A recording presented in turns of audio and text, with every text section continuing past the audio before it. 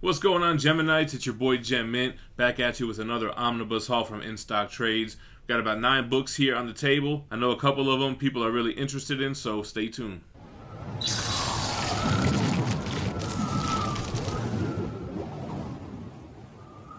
Alright guys, first of all, we have a Venom First Host trade paperback.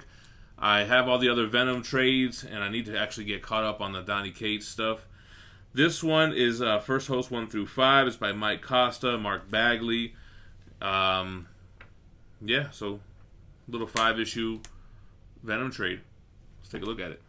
All right, so Mark Bagley is back doing Spider-Man and Venom stuff, huh? You know, I was a big Bagley fan from the 90s, and I am more of a fan of his style back then, but we'll give it a shot. Let's look through here.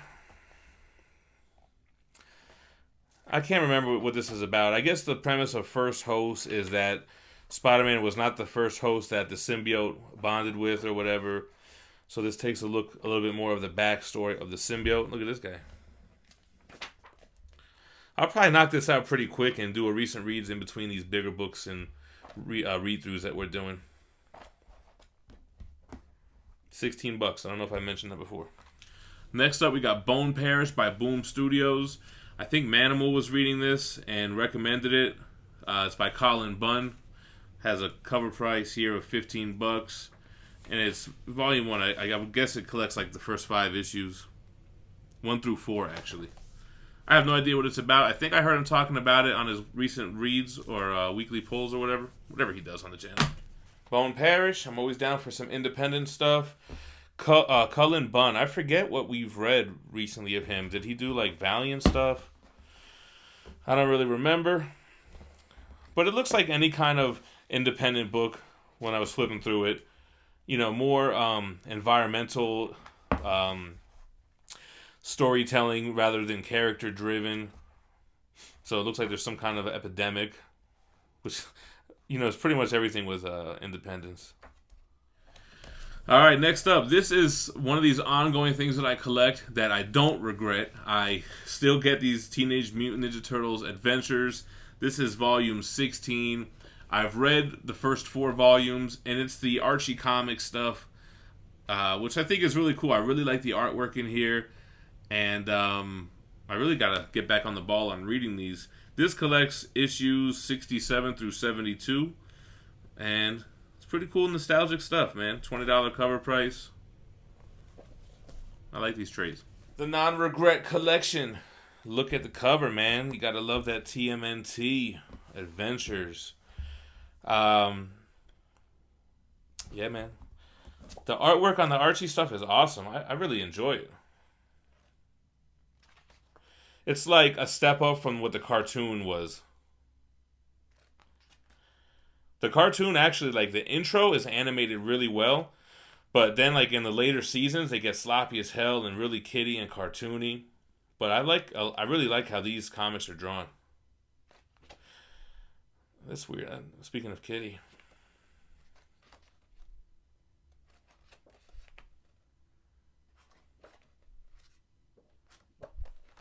Next up, we got Baby Teeth by Donny Cates. So Donny Cates doing something besides Venom. This was published by Aftershock, my first time hearing of them. And I remember I was on Omnibros Live recently, and they were talking about this book. So I guess it's supposed to be pretty good. It's got a $40 cover price, and it collects... It's year 1, which collects issues 1 through 10. So I have no idea. I'm going in blind to this, but... heard good things. Omnibus Bros recommended. Baby Teeth.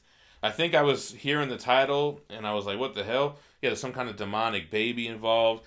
But Donny Cates, man, he's probably like the hottest artist out, one of the hottest writers out right now. So, should be interesting.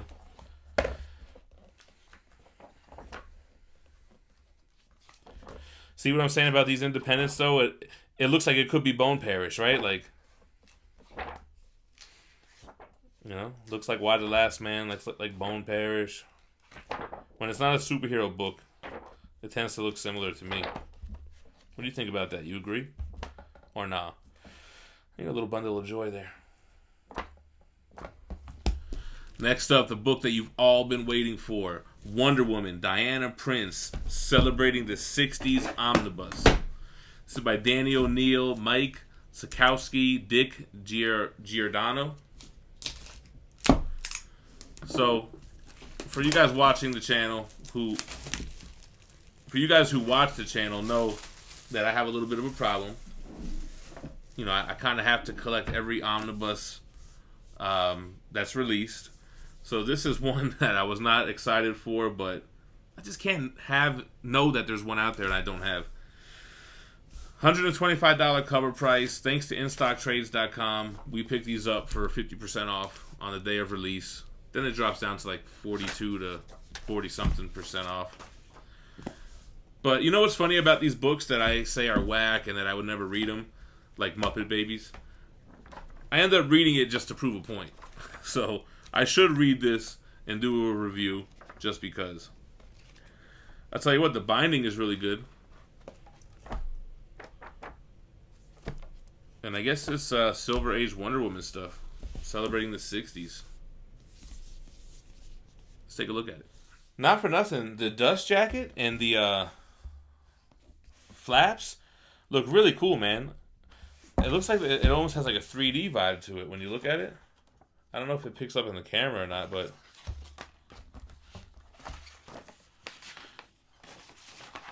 it's got a real Austin Powers vibe.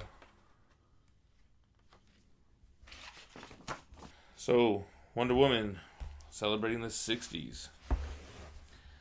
I hear the premise of this is they were changing up Wonder Woman, and she was not like the Amazonian that we all know and love.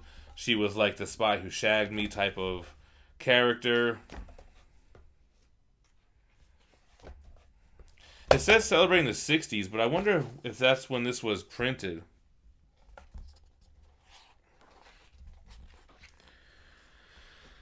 Yeah, it looks 70s to me. It was printed 1968 through 1973. It probably takes place in the 60s, but it looks a little bit more updated from Silver Age art.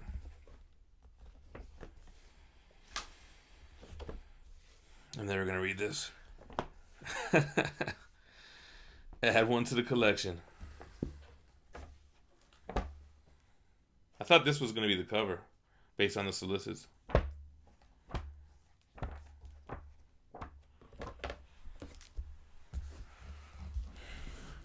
Now, this is one that people really were excited about, the Db4 Watchman Omnibus. I am a big fan of Watchmen. I've, of course, read the first series, the 12-issue graphic novel, whatever you want to call it. Love the movie. These comics came out, I think, around 2012 or something, because I think it was around the time when I was getting back into reading comics. And I heard there's some really good stuff here and some not so good stuff. But I'm interested in reading it and seeing them expand more on the Watchmen mythos. All black, hardcover, DC. Come on now, man. Give me something. So if you haven't seen any of my other videos, when you get these new books, you want to kind of open them up and stretch the spine out. So let's stretch that spine, y'all. I thought the binding was a little tight, but it's alright. Let's go ahead and take a look at the artwork together. Before Watchmen also has like a kind of 3D looking dust jacket. I don't know, maybe if it's just the different kind of textures they use for printing. I don't think I mentioned in the video, but it has a $125 cover price. It collects all those little mini series before Watchmen. You have Comedian 1 through 6, Silk Spectre 1 through 4, all that kind of stuff. I noticed I never really showed the flaps of the dust jackets. Nobody has really ever called me out on that.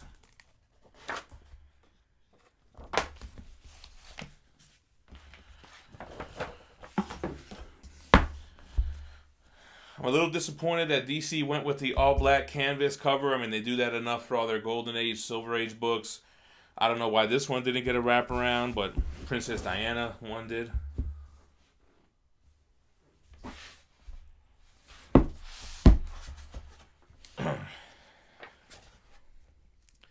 You get your Minutemen stuff.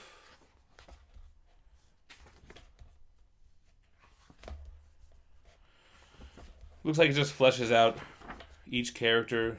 You got the Owl. Or is it Night Owl? Looks like Silk Spectre. Here goes Comedian.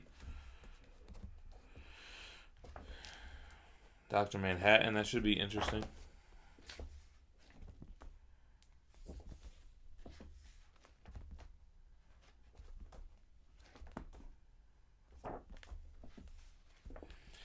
I think what I'll do is I'll sit down and knock out like a mini series at a time. Like, boom, knock out Dr. Manhattan. Boom, knock out Minutemen.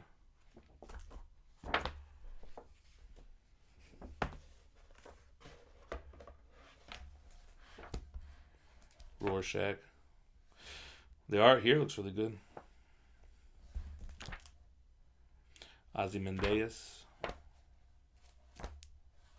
Variant covers. Next up, we got the Marvel Universe by Frank Miller. And it's a pretty thin omnibus. It's got a $75 cover price. And I gotta be honest, looking at the back on what's collected in here, it doesn't seem worth it. You got the Wolverine 1 through 4 miniseries, which I have collected in other formats. So that's 4 issues at double dips. So you're getting I'm getting at least just 11 issues that I don't have collected otherwise. So I don't know. This kind of seems like an odd choice to put out.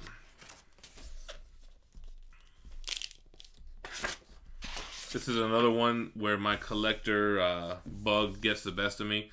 I do like the images on the hardcover, though. That looks really cool. So let me take it back. So if you don't have that Wolverine miniseries collected in any other format, maybe it's worth it for you.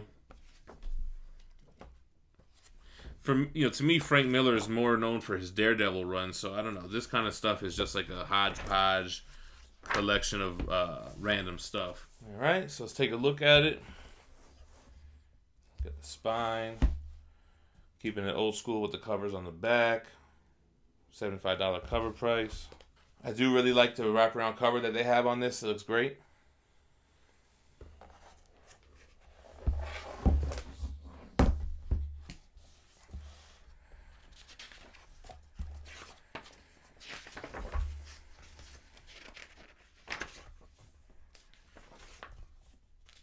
An introduction by Neil Adams. So you got the Hulk 11.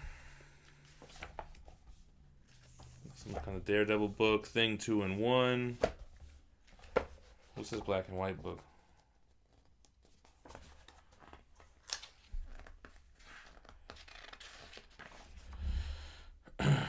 X-Men Annual 3. Oh, Avengers 193.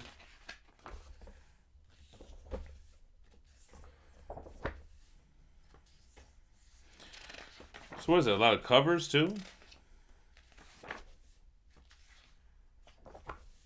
Yeah, it looks like it. I guess that's pretty cool.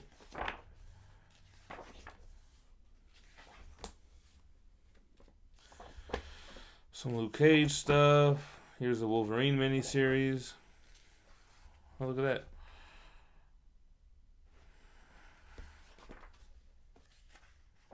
So they have little advertisements.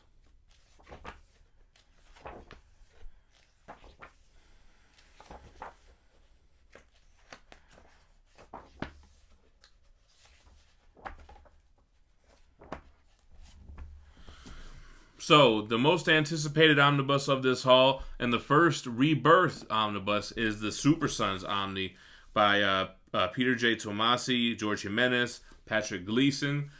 I hear really good things about this run. I hear this is a great read.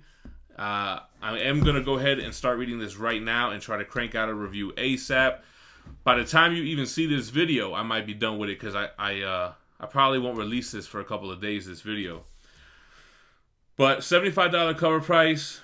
It collects Super Sons 1 through 16, Annual 1. Then there's a Super Sons / Dino Mutt number 1, Superman 10 through 11, and 37 and 38, Teen Titans 15, and a short story from DC Rebirth Holiday Special 1. This is the reason why I'm not collecting the deluxe editions of Rebirth, because I was waiting to see if they were going to do Omnibus, and sure enough, here we have it. A lot of people ask me, is it worth it? But to me, it's like, man, it's like $37 on in-stock trades. I mean, can't go wrong, you know what I mean? So, I know we're going to get a lot of people to purchase this based on this video. And if you want, stay tuned. I will knock this out in the next couple of days. I'm actually about a little bit more than halfway through the Batman and Robin Omnibus by Tomasi. So the only thing is I really need to knock that out right away. I kind of want to start doing, like, reading a new book from my haul while I'm reading an old book. This way I can try to, like, juggle my backlog a little bit, you know? But let's go ahead and take a look at it together. Alright, so let's flip through it. Here's the spine and the back. Superboy and Damian Wayne Robin.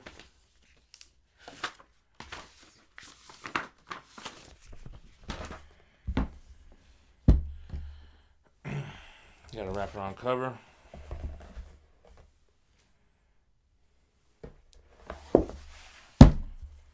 So I haven't read this at all.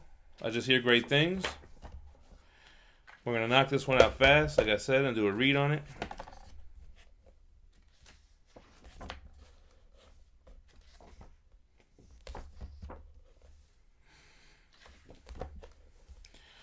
I have read the first Batman Rebirth trade paperback. Otherwise, this will be the first full story I'm reading from Rebirth. Looks good, like what you would expect from modern DC.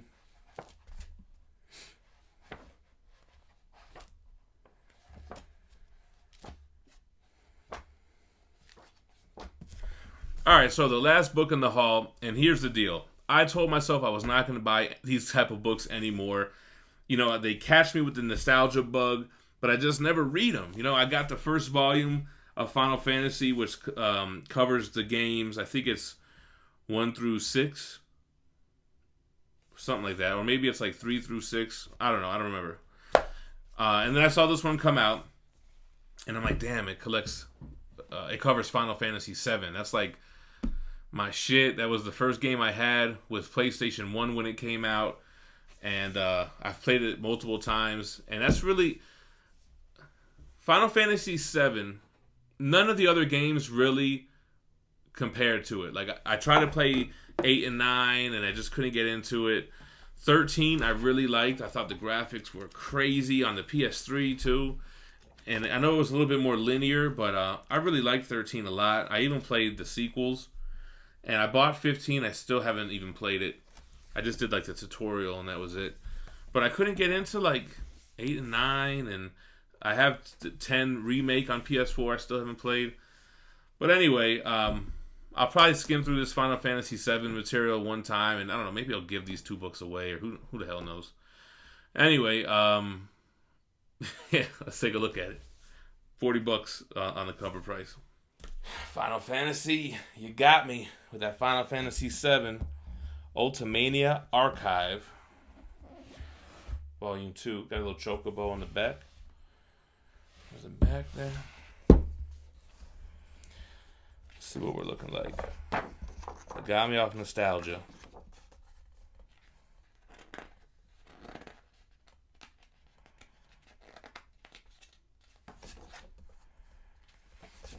You know what's funny? So, I was a big, well, still am, big Bone Thugs and Harmony fan, right?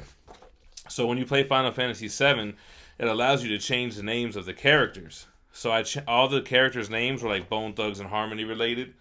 So I don't really remember their real names. Cloud was like Lazy Bone. Like I had Mo Thug members' names. So all the characters' names were wrong, and it's hard for me to like associate Tifa, like, because I always think of her name as like Too True and all this stuff. It's funny, man. I definitely got to read through this stuff though. I have the game still on PSN Network.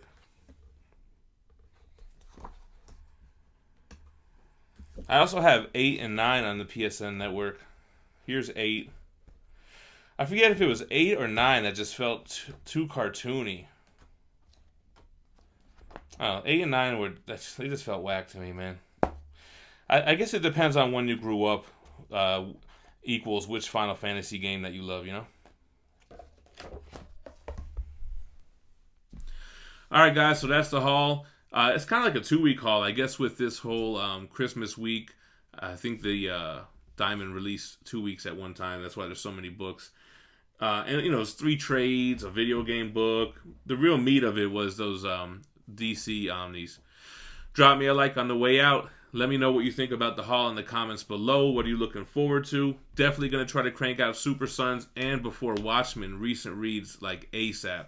So make sure to subscribe to the channel for those reviews, along with other daily content that includes hauls, reviews, statue unboxing and reviews, live shows, and more. Stay minty. Peace.